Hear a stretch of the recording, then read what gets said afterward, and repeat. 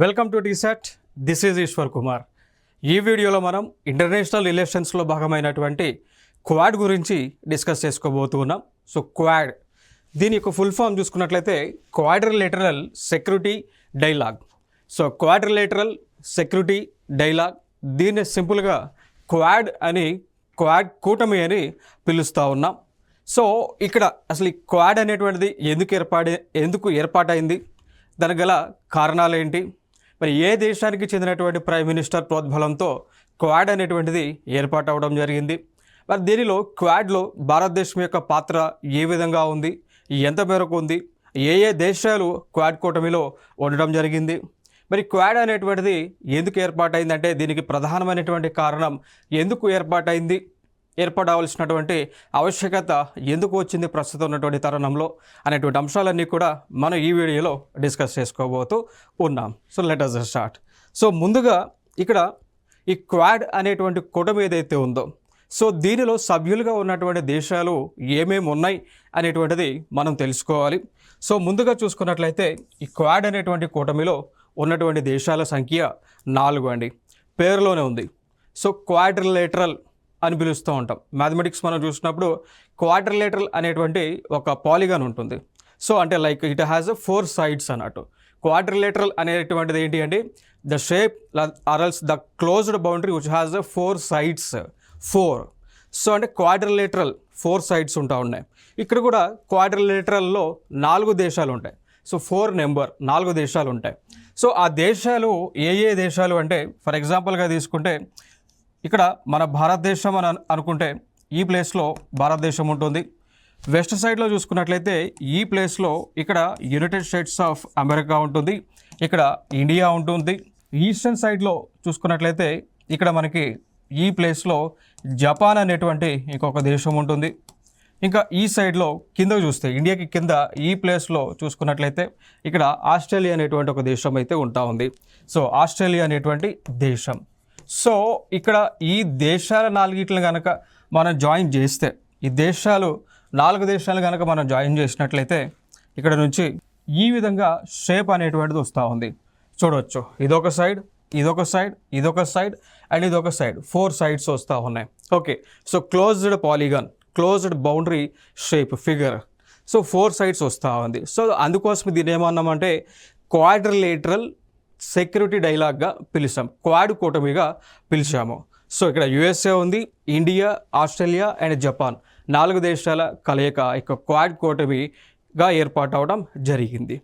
దాని తర్వాత మరి క్వాడ్ కూటమి అనేటువంటిది ఎందుకు ఏర్పడింది అంటే ఇక్కడ మనం చూసుకున్నట్లయితే వరల్డ్ మ్యాప్లో మనం చూసుకున్నట్లయితే ఇండియాకి దగ్గరన మనకి ఇండియన్ ఓషన్ అనేటువంటిది ఉంటా ఉంది. సో ఇండియాకి దగ్గరలో ఇండియన్ ఓషన్, హిందూ మహాసముద్రం అనేటువంటిది ఉంటా ఉంది. ఇంకా దాని తర్వాత చూసుకున్నట్లయితే జపాన్కి, ఆస్ట్రేలియాకి, ఇటుపక్క ఉన్నటువంటి యుఎస్ఏకి మధ్యలో ఈ ప్రాంతంలో పసిఫిక్ మహాసముద్రం. సో ప్రపంచంలోనే అతిపెద్ద మహాసముద్రం అయినటువంటి పసిఫిక్ మహాసముద్రం ఉంటా ఉంది.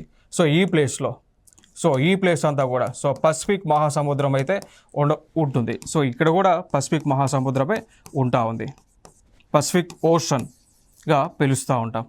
సో ఇక్కడ సో ఇండియన్ ఓషన్ పైన అదేవిధంగా పసిఫిక్ మహాసముద్రం పైన కంట్రోల్ చేయడానికి ఈ పసిఫిక్ సముద్రం నుంచి అదేవిధంగా హిందూ మహాసముద్రం నుంచి ఈ దేశాలకు రావాల్సినటువంటి హక్కులు ఏవైతే ఉన్నాయో, ఈ దేశాలకు రావాల్సినటువంటి రిసోర్సెస్ ఏవైతే ఉన్నాయో వాటిని పొందటానికే ఈ దేశాలన్నీ కలిసి ఒక కూటమిగా ఏర్పాటు అవడం జరిగింది అండి. మరి ఎందుకు ఏర్పాటైన ఈ దేశాలు మాత్రమే ఎందుకు ఒక కూటమిలాగా ఏర్పాటైనవి అంటే ఈ దేశాలపైన చైనా అనేటువంటి ఒక దేశం ఆధిపత్యాన్ని ప్రదర్శిస్తూ ఉంది అండి. సో ఇక్కడ మనం చూడవచ్చు పసిఫిక్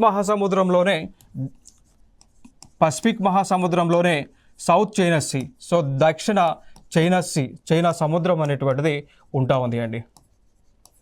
సో ఇక్కడ పసిఫిక్ ఓషన్ దగ్గరనే దక్షిణ చైనా సముద్రం, దీన్ని సౌత్ చైనా సీగా పిలుస్తూ ఉంటాం.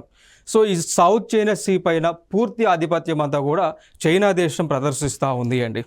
ఇంకొక అంశం ఏంటి అంటే ఈ దక్షిణ చైనా సముద్రం పైన పూర్తి ఆధిపత్యం చైనా ప్రదర్శిస్తూ ఉంది. ఇంకొక చెప్పుకోవాలి అంటే ఇక్కడ పసిఫిక్ మహాసముద్రాన్ని కూడా కంట్రోల్ చేసేటువంటి ఆలోచనల్లో చైనా చేస్తూ ఉంది. హిందూ మహాసముద్రాన్ని దానితో పాటు పసిఫిక్ సముద్రాన్ని కూడా కంట్రోల్ చేసేటువంటి ఆధిపత్యం చేసేటువంటి ఆలోచనలో చైనా దేశం కనిపిస్తూ ఉంది. సో అందుకోసం ఆ చైనా దేశాన్ని కట్టడి చేయడానికే ఈ దేశాలన్నీ కూడా 4 దేశాలన్నీ కూడా ఏకమవడం జరిగింది అండి. ఓకేనా.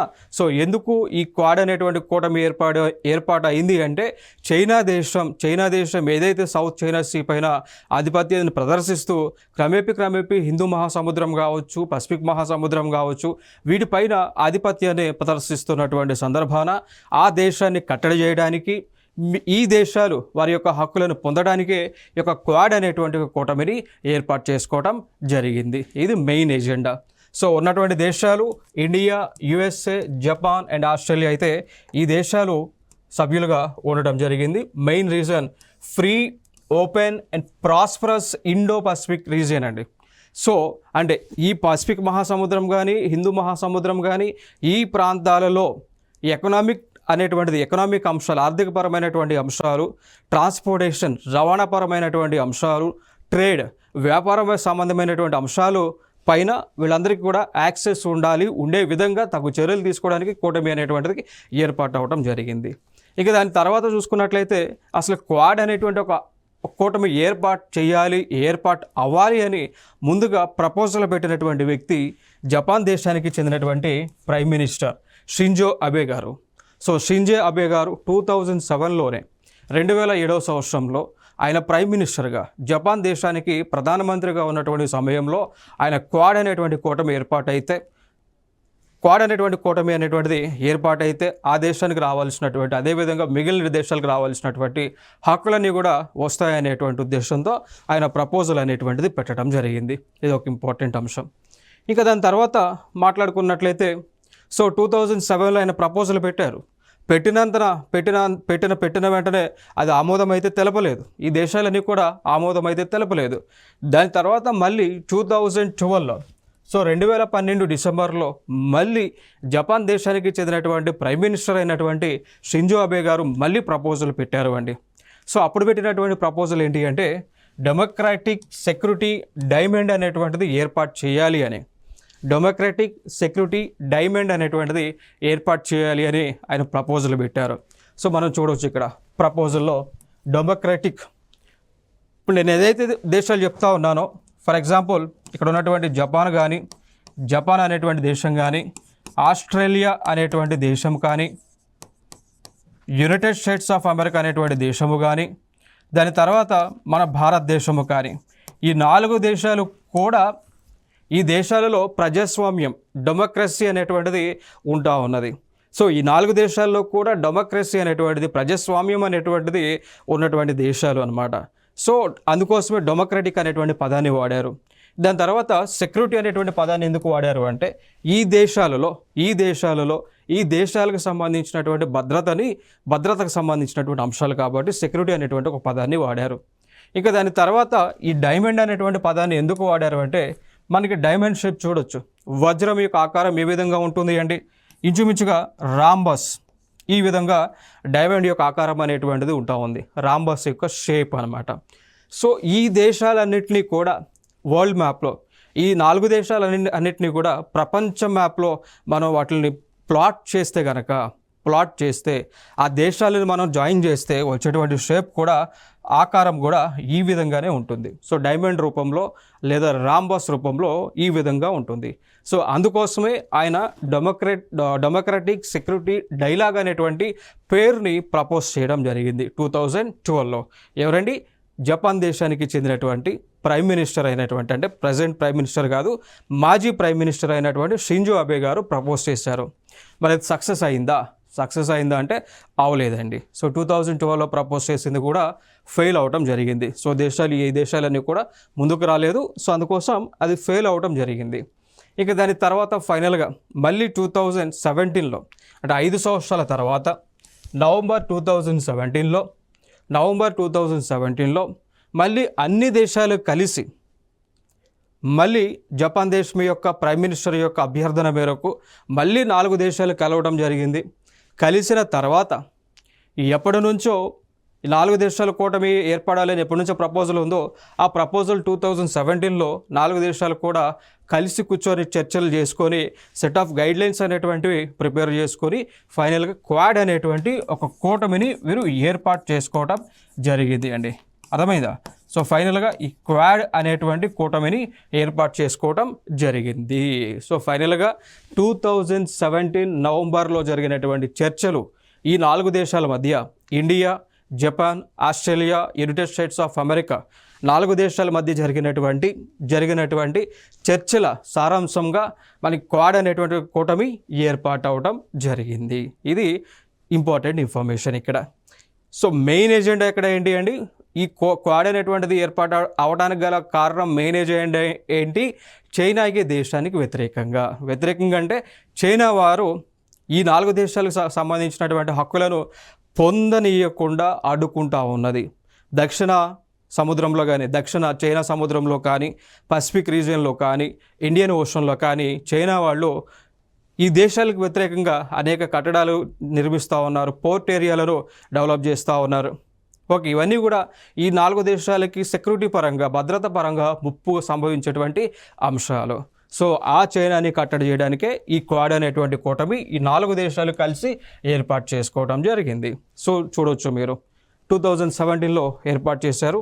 సో దీనిలో మనకి చూసుకున్నట్లయితే ఆ టైంలో అమెరికా యొక్క ప్రెసిడెంట్ అయినటువంటి డొనాల్డ్ ట్రంప్ ఉన్నారు, India prime minister Narendra Modi ఉన్నారు, జపాన్ దేశం నుంచి షింజో అబే ఉన్నారు, దాని తర్వాత ఆస్ట్రేలియా నుంచి అల్బనీసా. సో 4 మెంబర్స్ అయితే ఉండటం జరిగింది. సో ఇక్కడ నుంచి క్వాడ్ అనేటువంటిది ఏర్పాటు అవ్వడం జరిగింది. సో మ్యాప్లో కనుక చూస్తే ఈ విధంగా మనకు ప్రాజెక్ట్ చేయవచ్చు. ఇక్కడ ఇండియా ఉంటుంది, ఇక్కడ ఆస్ట్రేలియా ఉంటుంది, ఇక్కడ యునైటెడ్ స్టేట్స్ ఆఫ్ అమెరికా ఉంటుంది, ఇక్కడ జపాన్ అనేటువంటి ఒక దేశం ఉంటుంది. 4 దేశాలు కలిసి ఒక కూటమిగానే క్వాడ్ అనేటువంటి కూటమిగా ఏర్పాటు అవ్వడం జరిగింది. దాని తర్వాత చూసుకున్నట్లయితే ఇక్కడ ఇప్పుడు క్వాడ్ నేషన్స్ చైనా. సో చైనాకి వ్యతిరేకంగా క్వాడ్ అనేటువంటి కూటమి ఏర్పాటు అవ్వడం జరిగింది. సో ఇక్కడ యునైటెడ్ స్టేట్స్ ఆఫ్ అమెరికా మరి ఎందుకు దీనిలో మెంబర్గా జాయిన్ అయింది, క్వాడ్లో మెంబర్గా జాయిన్ అయింది అంటే యుఎస్ఏకి ఉన్నటువంటి ప్రధానమైనటువంటి అంశం ఏంటి అంటే ఇక్కడ ప్రపంచంలో పవర్ఫుల్ కంట్రీస్ లేదంటే బైపోలర్గా పిలుస్తాము అండి. ప్రపంచంలో పవర్ అనేటువంటిది లేదా ఆధిపత్యం అనేటువంటిది 2 దేశాల మధ్య ఉండేది. Okay, so like for example తీసుకుంటే వెస్టర్న్ కంట్రీస్ నుంచి లేదా వెస్టర్న్ బ్లాక్ నుంచి చూసుకున్నట్లయితే పవర్ అనేటువంటిది యునైటెడ్ స్టేట్స్ ఆఫ్ అమెరికా కంట్రోల్లో ఉండేది. ఈస్టర్న్ సైడ్ చూసుకున్నట్లయితే, సో తూర్పు సైడ్ చూసుకున్నట్లయితే ఈస్టర్న్ బ్లాక్గా దీన్ని లీడింగ్ చేస్తూ రష్యా వాళ్ళు ఉండేవాళ్ళండి. సో ప్రపంచం అనేటువంటిది బైపోలార్గా అంటే 2 పవర్లు కలిగినటువంటి ఇదిగా కన్వర్ట్ అవ్వడం జరిగింది. సో వెస్టర్న్ పార్ట్ అంతా కూడా యునైటెడ్ స్టేట్స్ ఆఫ్ అమెరికా కంట్రోల్లో, ఈస్టర్న్ పార్ట్ అంతా కూడా రష్యా కంట్రోల్లో ఉండటం జరిగింది. సో 2 దేశాలే బైపోలార్ కంట్రీస్గా పిలుస్తూ ఉంటారండి. ఓకేనా? సో 2 దేశాలని బైపోలార్ కంట్రీస్గా పిలుస్తూ ఉంటారు. ఇప్పుడు క్రమేపీ రాను ఈ 2 దేశాలతో పాటు చైనా కూడా అదే విధంగా ఆ పవర్ హబ్గా మారుతూ ఉన్నది క్రమేపీ. సో చైనా దేశము కూడా వన్ ఆఫ్ ది పవర్ హబ్గా మారుతూ ఉన్నది. ఇంకొకటి ఆసియా ఖండంలోనే ఈ చైనా అనేటువంటి దేశం ఆధిపత్యాన్ని చలాయిస్తూ ఉంది. ఓకేనా? సో ఆసియా ఖండంలో లేదంటే తూర్పు ఆసియా, ఈస్ట్ ఏషియాలో ఈ చైనా యొక్క ఇన్ఫ్లుయెన్స్ అనేటువంటిది క్రమేపీ పెరుగుతూ ఉంది. సో ఆసియా ఖండం పైన చైనా యొక్క ప్రభావం అనేటువంటిది పెరగడం అనేటువంటిది యునైటెడ్ స్టేట్స్ ఆఫ్ అమెరికాకు ఇష్టం లేదు. అర్థమైందా? సో ఆల్రెడీ ప్రపంచంలో రెండు పవర్ హబ్స్ ఉన్నాయి. ఒకటి యుఎస్ఏ, రెండోది రష్యా, మూడవది చైనా రావటము యునైటెడ్ స్టేట్స్ ఆఫ్ అమెరికాకు ఇష్టం లేదు. సో అందుకోసం చైనాని కట్టడి చేయడానికే ఈ యుఎస్ఏ కూడా క్వాడ్ కూటమిలో జాయిన్ అవ్వడం జరిగింది. ఇది ఒక ఇంపార్టెంట్. నెక్స్ట్ దాని తర్వాత చూసుకున్నట్లయితే మరి ఆస్ట్రేలియా అనేటువంటి ఒక దేశం మరి ఎందుకు ఇక కూటమిలో జాయిన్ అయ్యింది అంటే కారణం ఏంటి అంటే చైనా దేశము ఆస్ట్రేలియాలో ఉన్నటువంటి ప్రాంతాలని కూడా కబ్జా చేసేటువంటి ఆలోచన చేస్తూ ఉంది. సో ఆస్ట్రేలియా దేశానికి చెందినటువంటి ల్యాండ్ పైన, భూమి పైన ఆ దేశంలో ఉన్నటువంటి వనరులు, ఇన్ఫ్రాస్ట్రక్చర్ పైన, మౌలిక వసతులపైన, పాలిటిక్స్, ఆ దేశంలో ఉన్నటువంటి రాజకీయాలపైన చైనా యొక్క ప్రభావం అనేటువంటిది గణనీయంగా పెరుగుతూ వస్తూ ఉన్నది. సో అందుకోసమే చైనా యొక్క ప్రభావాన్ని కట్టడి చేయడానికి ఈ ఆస్ట్రేలియా కూడా క్వాడ్ అనేటువంటి గ్రూప్లో జాయిన్ అవ్వడం జరిగింది. ఇది ఒక ఇంపార్టెంట్ ఇన్ఫర్మేషన్. ఇంకా దాని తర్వాత మనం చూసుకున్నట్లయితే మరి జపాన్ అనేటువంటి ఒక దేశము కూడా ఈ గ్రూప్లో జాయిన్ అవ్వటం జరిగింది. కారణం ఏంటి అంటే ఇక్కడ మనం ఏదైతే మాట్లాడుకున్నామో ఏం మాట్లాడుకున్నాం, దక్షిణ చైనా సముద్రం గురించి ఏమంటామండి, సౌత్ చైనా సీ అంటాం. సో దీనిపైన ఆధిపత్యం అనేటువంటిది క్రమేపీ చైనా యొక్క ఆధిపత్యం అనేటువంటిది పెరుగుతూ వస్తూ ఉన్నది. బట్ ఈ నీటిపైన, ఈ సముద్రం పైన, ఈ యొక్క వాటర్ పైన జపాన్ దేశానికి కూడా హక్కు అనేటువంటిది ఉంది. మరి ఈ వాటర్ పైన జపాన్ ఏదైతే హక్కు ఉందో దానిని వినియోగించుకోకుండా చైనా అడ్డుకుంటా ఉంది. సో అందుకోసమే జపాన్ దేశము కూడా క్వాడ్ అనేటువంటి కూటమిలో జాయిన్ అవ్వటం జరిగింది. ఇంకా దాని తర్వాత మనం చూసుకున్నట్లయితే మరి ఇండియా ఎందుకు జాయిన్ అయింది, ఇండియా క్వాడ్లో ఎందుకు జాయిన్ అయింది మనందరూ తెలుసు. ఎప్పటి నుంచో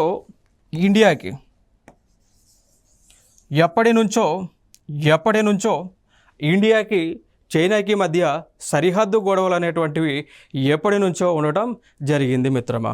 మనందరికీ తెలుసు రెండు దేశాలకి కూడా ఈ ప్రాంతంలో మెక్మోహన్ లైన్ అనేటువంటి అంశానికి సంబంధించి సరిహద్దులు గొడవలు ఉండటం జరిగింది. ఈ ప్రాంతంలో లైన్ ఆఫ్ యాక్చువల్ కంట్రోల్ సంబంధించి సరిహద్దు గొడవలు ఉండటం జరిగింది. ఈ ప్రాంతంలో తవాంగ్ అనేటువంటి ప్లేస్ దగ్గర కూడా రెండు దేశాల మధ్య సరిహద్దు గొడవలు ఉండటం జరిగింది. దాని తర్వాత సిక్కింకి, భూటాన్కి, చైనాకి మధ్య ప్రాంతంలో ఉన్నటువంటి డోక్లాం అనేటువంటి ఒక వ్యాలీకి సంబంధించి, డోక్లాం అనేటువంటి ఒక లోయకు సంబంధించి కూడా ఈ యొక్క సరిహద్దు గొడవలు అనేటువంటి ఎప్పటి నుంచో కూడా రెండు దేశాల మధ్య ఉండటం జరిగింది. దాంతోపాటు అరుణాచల్ ప్రదేశ్ అనేటువంటి ఒక రాష్ట్రానికి సంబంధించి కూడా, సో అరుణాచల్ ప్రదేశ్ అనేటువంటి రాష్ట్రానికి సంబంధించి కూడా రెండు దేశాల మధ్య డిస్ప్యూట్స్ ఎప్పటి నుంచో కూడా ఉండటం జరిగింది. సో దానిని పురస్కరించుకొని చైనాని కట్టడి చేయాలి అంటే ఇండియా ఇంకొన్ని దేశాలతో కలిసి భాగస్వామ్యంగా ఉండాలి. అందుకోసమే ఇండియా కూడా క్వాడ్ అనేటువంటి కూటమిలో మెంబర్గా జాయిన్ అవ్వటం జరిగింది. నెక్స్ట్ అంశంగా చూసుకున్నట్లయితే మరి ఇండియా ఏదైతే క్వాడ్ కూటమిలో జాయిన్ అయిందో ఇండియాకి కలిగేటువంటి బెనిఫిట్స్ ఏంటి? మరి ఏదో ఒక బెనిఫిట్ ఉండాలి కదా, ఉత్తుపుణ్యానికి జాయిన్ అయితే కుదరదు కదా.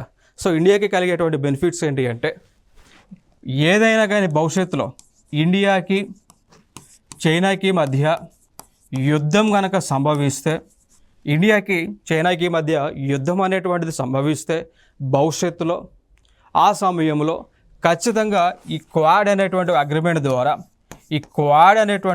ద్వారా భారతదేశానికి యునైటెడ్ స్టేట్స్ ఆఫ్ అమెరికా, అదేవిధంగా ఆస్ట్రేలియా అనేటువంటి ఒక దేశం, అదేవిధంగా జపాన్ అనేటువంటి ఒక దేశం సపోర్ట్ చేయాల్సి ఉంటుంది క్వాడ్ అగ్రిమెంట్ ప్రకారం. సో ఇది ఒక బెనిఫిట్గా మనం చెప్పుకోవచ్చు. సో రెండు దేశాల మధ్య ఎప్పుడైనా కానీ వార్ సిచ్యువేషన్ వచ్చినా కానీ, ఇంకేదైనా ఇష్యూస్ వస్తే కానీ, వచ్చినటువంటి సమయంలో ఈ మిగిలినటువంటి మూడు దేశాలు కూడా భారతదేశం వైపే నిలబడాల్సి ఉంటుంది క్వాడ్ అనేటువంటి ఈ క్వాడ్లో చేసుకున్నటువంటి ఒక అగ్రిమెంట్ ద్వారా. దాని తర్వాత ఇంకొక అంశం మనం చూసుకున్నట్లయితే ల్యాండ్ గ్రాబ్ అటెంప్ట్స్ అండి. సో ఇక్కడ ఈ ఒక పక్క పాకిస్తాన్ వాళ్ళు కానీ, ఒక పక్క చైనా వాళ్ళు కానీ భారతదేశానికి చెందినటువంటి ల్యాండ్ ఏదైతే ఉందో, సో ఫర్ ఎగ్జాంపుల్ ఇది ఇండియా మ్యాప్ అనుకుంటే, ఈ ప్రాంతంలో, సో ఈ ఏరియాని పాకిస్తాన్ కబ్జా చేయాలని చూస్తూ ఉంది. ఇక్కడ ఉన్నటువంటి ప్రాంతాన్ని చైనా దేశం కబ్జా చేయాలని చూస్తూ ఉంది. మరి ఇట్లాంటి సిచ్యువేషన్ జరుగుతూ ఉంది కాబట్టి దీన్ని మనం కట్టడి చేయాలి అంటే ఇట్లా క్వాడ్ అనేటువంటి గ్రూప్ యొక్క సపోర్ట్ అనేటువంటిది నీడ్ ఉంది. సో ఇక్కడ ఈ సిచ్యువేషన్ ఉన్నా కానీ క్వాడ్ అనేటువంటి గ్రూప్లో ఉన్నటువంటి దేశాలు భారతదేశం వైపు నిలబడతాయి కాబట్టి, సో ఇదొక అడ్వాంటేజ్గా మనం మాట్లాడుకోవచ్చు అండి. దాని తర్వాత ఇంకొక అంశం ఏంటి, multipolar world regional super power. So Asia ఖండంలో చైనా అనేటువంటి దేశం ఆధిపత్యాన్ని చెలాయిస్తూ ఉంది. దీన్ని కంట్రోల్ చేయడానికి ఆసియా ఖండంలో ఉన్నటువంటి ఈ ఏకైక దేశము భారతదేశమే. అమెరికా వాళ్ళు ఆలోచిస్తున్నటువంటి అంశం ఏంటి అంటే, ఆసియా ఖండంలో చైనా యొక్క ఆధిపత్యం పెరుగుతూ ఉంది క్రమేపీ. దాన్ని కంట్రోల్ చేయగలిగినటువంటి దేశం, ఆ సత్తా కలిగినటువంటి దేశం, ఏకైక దేశం భారతదేశమే అని యునైటెడ్ స్టేట్స్ ఆఫ్ అమెరికా వాళ్ళు కూడా ఆలోచన చేస్తూ ఉన్నారు. అందుకోసమే ఆ ఫ్రెండ్షిప్ అనేటువంటిది అమెరికా వాళ్ళు మనతో స్టిల్ ఇప్పటికీ కూడా కంటిన్యూ చేస్తూ ఉన్నారు. సో దానిలో భాగంగానే అమెరికా వాళ్ళు ఇండియాకి, మన ఇండియన్ గవర్నమెంట్కి రీసెంట్గా అపాచీ అనేటువంటి హెలికాప్టర్లని అందించడం జరిగింది. అపాచీ అనేటువంటి హెలికాప్టర్లని భారతదేశానికి ఇచ్చారు. దాని తర్వాత MQR-9 అనేటువంటి డ్రోన్లని కూడా, MQR-9 అనేటువంటి డ్రోన్స్ని కూడా అమెరికా వాళ్ళు ఇండియన్ గవర్నమెంట్కి ఇవ్వడం జరిగింది. అంటే ఫ్రీ అయితే కాదు కానీ డబ్బుల కోసం ఇచ్చారు. బట్ ఇచ్చేవాళ్ళు కూడా కావాలి కదా, టెక్నాలజీ ట్రాన్స్ఫర్ చేసేవాళ్ళు కూడా కావాలి కదా. సో అందుకోసమే ఈ టెక్నాలజీ అంతా కూడా అమెరికా ఇండియాకి ట్రాన్స్ఫర్ చేస్తూ ఉంది. సో ఇవన్నీ కూడా బెనిఫిట్స్గా మనం చెప్పుకోవచ్చు అండి. దాని తర్వాత ఇక్కడ ఉన్నటువంటి అంశాలు, సవాళ్ళు చూసుకున్నట్లయితే చైనా ఒక పక్క, క్వాడ్ దేశాలన్నీ ఒక పక్క. దీనికి సంబంధించినటువంటి ఛాలెంజెస్, సవాళ్ళు మనం చూసుకున్నట్లయితే ఇక్కడ సౌత్ చైనా సీ ఏదైతే నేను మాట్లాడుతూ ఉన్నానో, సో దీనిపైన ఆధిపత్యం అనేటువంటిది చైనా స్టిల్ ఇప్పటికీ కూడా ప్రదర్శిస్తూ ఉంది. దానికి సంబంధించి ఈ దేశాలన్నీ కూడా, ఈ సౌత్ చైనా సీ చుట్టూ ఉన్నటువంటి దేశాలు అంతర్జాతీయ న్యాయస్థానాన్ని వీళ్ళు అప్రోచ్ అయ్యారు. దాన్ని ఇంటర్నేషనల్ కోర్ట్ ఆఫ్ ఆర్బిట్రేషన్ అంటారు. సో అంతర్జాతీయ న్యాయస్థానం, ఇంటర్నేషనల్ కోర్ట్ ఆఫ్ ఆర్బిట్రేషన్ని అప్రోచ్ అయ్యారు. అప్రోచ్ అయినప్పుడు వారు ఒక జడ్జిమెంట్ అనేటువంటిది పాస్ చేశారు అండి. ఏ జడ్జిమెంట్ పాస్ చేశారు అంటే, సౌత్ చైనా సీ ఏదైతే ఉందో, ఈ సౌత్ చైనా సీ చుట్టూ ఉన్నటువంటి దేశాలకి కూడా దీనిపైన హక్కు అనేటువంటిది ఉంటుంది అని వీళ్ళు జడ్జిమెంట్ని పాస్ చేశారు. బట్ ఆ జడ్జిమెంట్ని చైనా వాళ్ళు స్టిల్ ఇప్పటికీ కూడా వారు అంగీకరించటం లేదు. సో ఇదొక ఛాలెంజ్గా మనం చెప్పుకోవచ్చు అండి.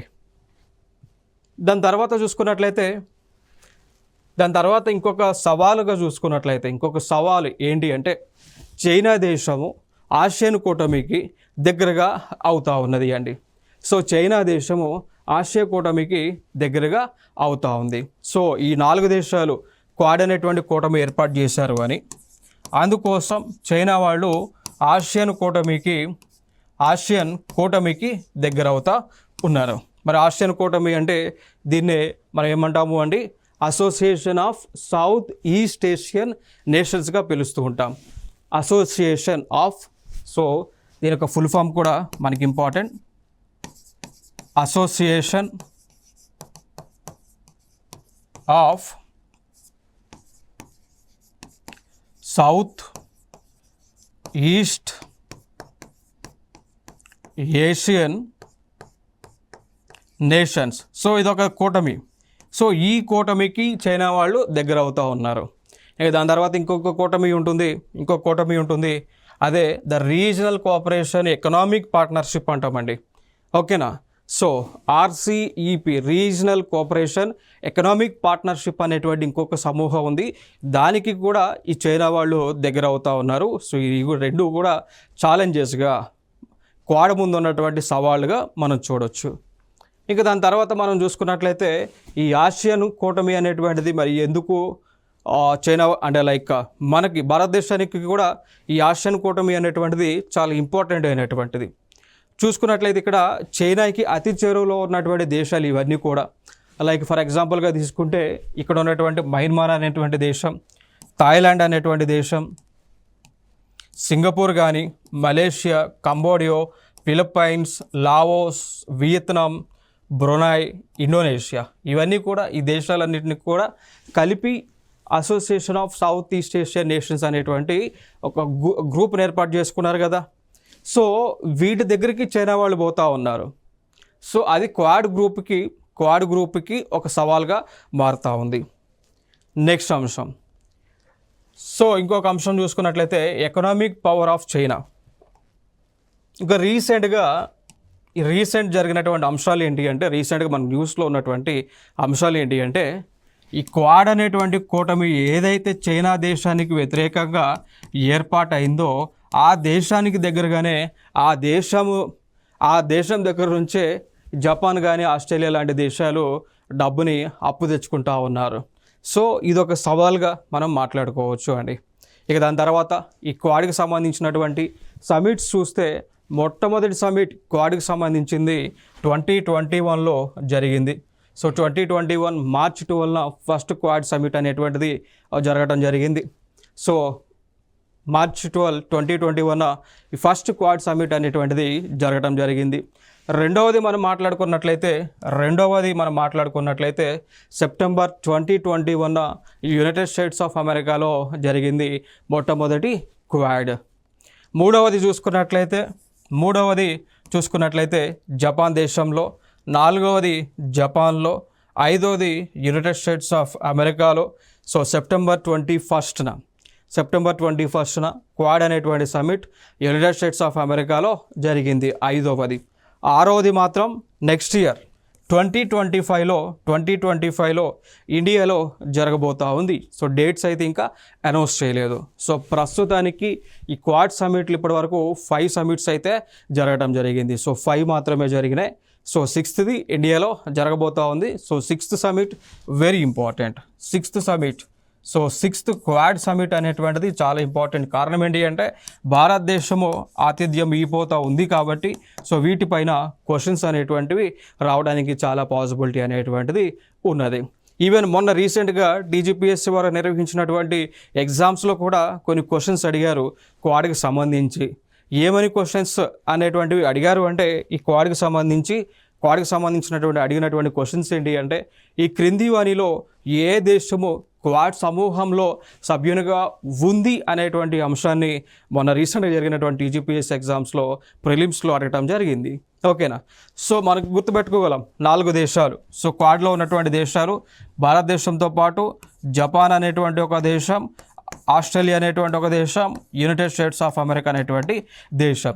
ఇక ఫ్యూచర్లో అడగడానికి స్కోప్ ఉన్నటువంటి ఏరియాస్ చూసుకున్నట్లయితే క్వాడ్ అనేటువంటి సమిట్ అంటే నెక్స్ట్ 2025కి ఏ దేశం ఆతిథ్యం ఇవ్వబోతా ఉన్నది అనేటువంటిది ఇక్కడ ఇంపార్టెంట్. సో భారతదేశం ఆతిథ్యం ఇవ్వబోతా ఉన్నది అండి.